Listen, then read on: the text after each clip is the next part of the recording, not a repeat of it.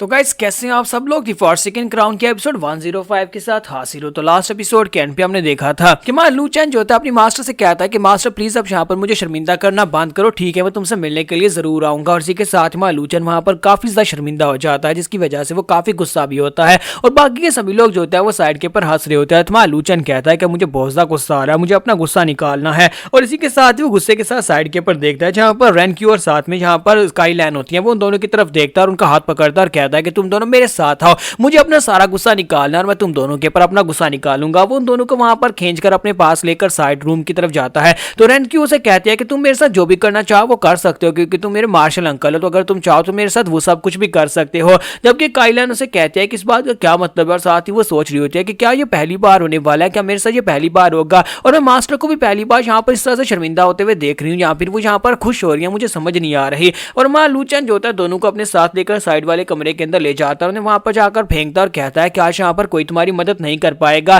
तो रेनक्यू सोच रही होती है कि यहाँ पर क्या होने वाला है, क्या वाकई में हमारे साथ वो सब कुछ होने वाला है। और साथ ही वहां पर अपने ख्याली पुलाव पका रही होती है और साथ ही शर्माना शुरू कर देती है और साथ ही वो उठकर खड़ी होती है और उसे कहती है मैं तुम्हें यहाँ पर वार्निंग दे रही हूँ, मेरे साथ ऐसा वैसा कुछ भी मत करना, मैं बुरी लड़की नहीं हूँ। जबकि रेनक्यू उसे कहती है कि जैन प्लीज शांत हो जा, अगर मार्शल अंकल हमारे साथ कुछ ऐसा करना चाहते हैं तो प्लीज यहाँ पर तुम्हें खुश होना चाहिए। मार्शल अंकल एक बहुत ही अच्छे और पावरफुल इंसान है, अगर यहाँ पर तुम उनके बेबी को जन्म दोगी तो फिर इस बात से तुम्हें बहुत ज्यादा खुशी मिलेगी। जबकि वो उसे कहते हैं कि अच्छा ठीक है, लेकिन मैं यहाँ पर इस बात का वादा करती हूँ कि आज से ठीक 18 साल के बाद तुम्हारे बेबी को मैं तुम्हारे खिलाफ कर दूंगी और वो मेरा बदला लेगा। अगर आज यहाँ पर तुम मेरे साथ बुरा काम करते हो तो 18 साल के बाद तुम्हारे बच्चे को, यानी कि हम दोनों के जो बेबी होगा उसको मैं यहाँ पर तुम्हारे खिलाफ करके मैं फिर सारा मजा देखूंगी जब वो तुमसे बदला लेगा। तो लू चैन उसे कहता है ये क्या बकवास किए जा रही हो, तुम यहाँ पर क्या सोच रही हो, लगता है कि तुम फ्यूचर में कुछ ज्यादा ही आगे निकल गई हो। तो वो उसे कहती है कि मैं यहाँ पर यही कह रही हूँ कि तुम्हारा मेरा बेबी, अगर तुम यहाँ पर मेरे साथ जो भी बुरा करोगे उसके बाद मेरा बेबी जो होगा वो बेबी 18 साल के बाद तुमसे बदला लेगा। तो लू चैन वहां पर हंसना शुरू कर देता और कहता है कि मुझे लगता है कि तुम्हें किसी नावल का राइटर होना चाहिए, तुम्हें ऐसा क्यों लगता है कि मैं यहाँ पर तुम्हारे साथ ऐसा कुछ करने वाला। और साथ ही लू चैन आगे बढ़ता है और उसे कहता है कि तुम्हारी वेस्ट काफी ज्यादा अच्छी है और मुझे लगता है कि तुम इस वेस्ट के साथ यहाँ पर सारा दिन इस चक्की को पीस सकती हो। और इसी के साथ ही वो उसे कहता है कि चलो जल्दी से अब यहाँ पर इस लिवर को घुमाना स्टार्ट करो। और साथ ही वो हंटर के साथ उसके ऊपर अटैक करता है और उसे कहता है कि अब जल्दी से यहाँ पर इसको घुमाती रहो, जब तक तुम यहाँ पर इसको घुमाती रहोगी तब तक तुम्हें मार नहीं पड़ेगी, और अगर तुम रुकोगी तो तुम्हें मार पड़ेगी। यानी कि तुम्हें ये काम करना ही है, चाहे तुम्हें इसमें कितने दिन क्यों ना लगे, लेकिन मुझे यहाँ पर अपनी मास्टर के लिए शुगर गॉड बनानी है ताकि मैं अपनी मास्टर को जाकर गिफ्ट दे सकूं। तुम लोगों की वजह से यहाँ पर मैं बहुत ज्यादा शर्मिंदा हुआ हूँ और तुमने मेरे पर अटैक भी किया था। और साथ ही मास्टर रुकी उनसे भी कहता है कि तुम भी यहाँ पर रुको और इसके ऊपर नजर रखो, अगर ये लड़की यहाँ पर रुकी तो फिर तुम्हारे साथ बहुत ज्यादा बुरा होगा। तो वो उसे कहती है कि मास्टर क्या बस तुम हमसे सिर्फ इतना ही करवाना चाहते हो, क्या इससे ज्यादा तुम हमारे साथ कुछ नहीं करना चाहोगे। तो लू चैन कहता है कि नहीं मुझे यहाँ पर और कुछ भी नहीं करना। जबकि हमारी जो जुई होती है वो दरवाजे में चुप कर देख रही होती है और कहती है काश मेरे साथ भी यहाँ पर वो ऐसी जबरदस्ती करता तो मजा ही आ जाता। और उसके बाद नेक्स्ट 3 दिन के बाद का दिखाया जाता है कि लू चैन जो होता है वो तैयार होकर चल पड़ता है। जबकि सेंट डीमन सेक्टर की रुकी उसे कहते हैं क्या वाकई में तुम यहाँ पर से जाने वाले हो, क्या तुम नहीं चाहते कि मैं तुम्हारे साथ आऊं। तो लू चैन कहता है नहीं तुम मेरे साथ नहीं आ सकती, क्योंकि तुम्हें सभी लोग जानते हो, अगर तुम मेरे साथ जाओगी तो यहाँ पर मैं कुछ ज्यादा सस्पिशियस हो जाऊंगा, इसी वजह से मैं तुम्हें अपने साथ लेकर नहीं जाना चाहता। वैसे मुझे लगता है कि तुम्हारे डिसाइपल को यहाँ पर हॉस्पिटल लेकर जाने की जरूरत है, जल्दी से जाकर उसे किसी डॉक्टर के पास जाकर उसे दिखाओ, क्योंकि उसकी हालत काफी ज्यादा खराब लग रही है। पिछले 3 दिन से वो लगातार उस लीवर को घुमा रही थी। और इसी के साथ ही लू चैन जो होता है वहां पर से निकल पड़ता है। तो जब वो वहां पर से जाने लगता है तो सेंट डीमन राम की मास्टर से अपने पास से एक बॉम्बू देती है और उसे कहती है कि अगर कभी यहाँ पर मेरी मदद की जरूरत पड़े तो बस इसे बजा देना, मैं अपना पूरा सेक्टर लेकर वहां पर आ जाऊंगी। और साथ ही उनकी शिप वहां पर से निकल पड़ती है। तो मिस बाई जो होती है मीजाओ से कहती है कि मिस जुई हमसे मिलने के लिए क्यों नहीं आई, उसने तो यहाँ पर मैं गुड बाय भी नहीं बोला। तो मीजाओ कहता है कि हाँ मुझे भी लगता है, हो सकता है उसे कोई जरूरी काम हो या फिर हमसे मिलना ना चाहती हो। तो मिस जुई को दिखाता है कि वो बैल्कनी में खड़ी है, सब कुछ देख रही होती है और कहती है कि मैं उनके पीछे नहीं जा सकती क्योंकि मुझे बहुत सारे जरूरी काम है। जबकि उसके डैड वहां पर आते हैं और उसे कहते हैं कि तुम यहाँ पर क्या कर रही हो, क्या तुम उस लड़के के साथ नहीं जाना चाहोगी। तो वो कहती है फादर मैं यहाँ पर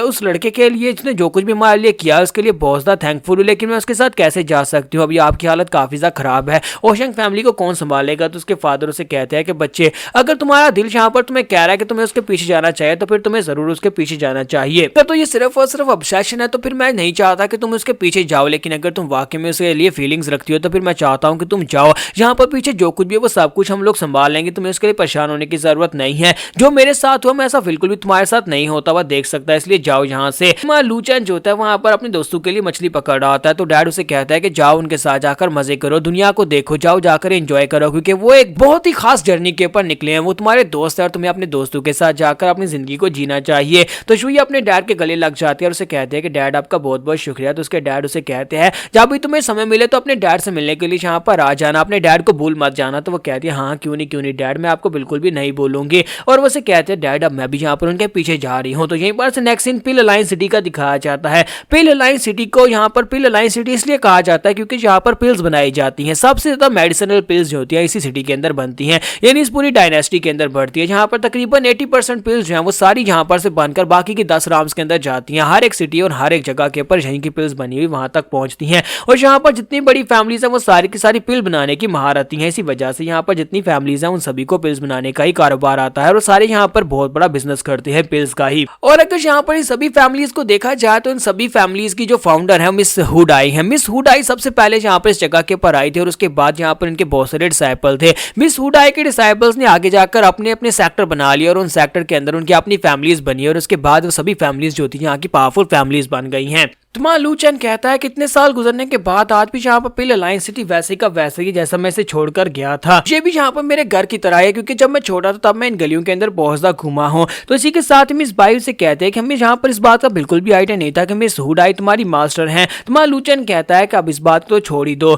तुम्हें यहाँ पर मीजाओ के बारे में बताओ कि वो कहाँ पर है। तो वो कहते हैं कि मीजाओ जो था वो यहाँ पर कुछ खाने के लिए रेस्टोरेंट देखने के लिए गया था, लेकिन वो अभी तक वापस क्यों नहीं आया। तकरीबन 1 घंटा हो गया, पता नहीं वो कहाँ पर चला गया है। और साथ ही उन्हें पीछे से आवाज आती है तो मीजाओ चिल्लाता वहां पर भागता हुआ आ रहा था और कहता है कि देखो मैं क्या लेकर आया हूँ, मेरे लिए यहाँ मैं तुम्हारे लिए यहाँ पर एक बैड न्यूज लेकर आया। तो माँ लूचैन कहता है कि अब क्या हो गया। तो मीजाओ से कहता है कि मास्टर यहाँ इस पोस्टर को देखो। तो लूचैन उस पोस्टर को ओपन करता है तो वो कहता है कि इसके अंदर लिखा हुआ है कि तीसरे फुल मून की नाइट को 15 महीने के बाद यहाँ पर लैन जीजी जो है वो जो कि इस वक्त पिल रिफाइनर सिटी की सबसे फर्स्ट जीनियस है वो यहाँ पर कंपीट करेगी लूचैन के साथ। दोनों के दरमियान में पिल बनाने का मुकाबला होगा। तो ये पढ़ती माँ लूचैन कहता है क्या यहाँ पर ये किसने लिख दिया, किस बेवकूफ ने यहाँ पर मेरा नाम इसके अंदर डाला है, मैं यहाँ पर किसी को क्यों चैलेंज करूंगा, वो भी यहाँ पर पिल रिफाइनिंग की नंबर 1 मास्टर को जो कि इस वक्त यहाँ की जीनियस है। मीजाओ से कहता है कि मास्टर तुम लैन जीजी के बारे में नहीं जानते, इस वक्त वो लैन फैमिली में सबसे फर्स्ट यानी कि पहली जीनियस है जो कि इस पूरे के पूरे इस पिल रिफाइनिंग सिटी में मास्टर हुडाई के बाद सेकंड नंबर के ऊपर आती है। अभी सिर्फ और सिर्फ 19 साल के, लेकिन उसकी जो पिल बनाने की काबिलियत है वो 7th ग्रेड पिल एम्परर लेवल तक पहुंच चुकी है, यानी कि वो 7th ग्रेड की पिल्स को बड़ी आसानी से बना सकती है। ताकि मेरे फादर जो है वो भी अभी तक यहाँ पर 7th लेवल की पिल्स नहीं बना सकते, यहाँ तक इसी वजह से वो लड़की जो है यहाँ की जीनियस मानी जाती है।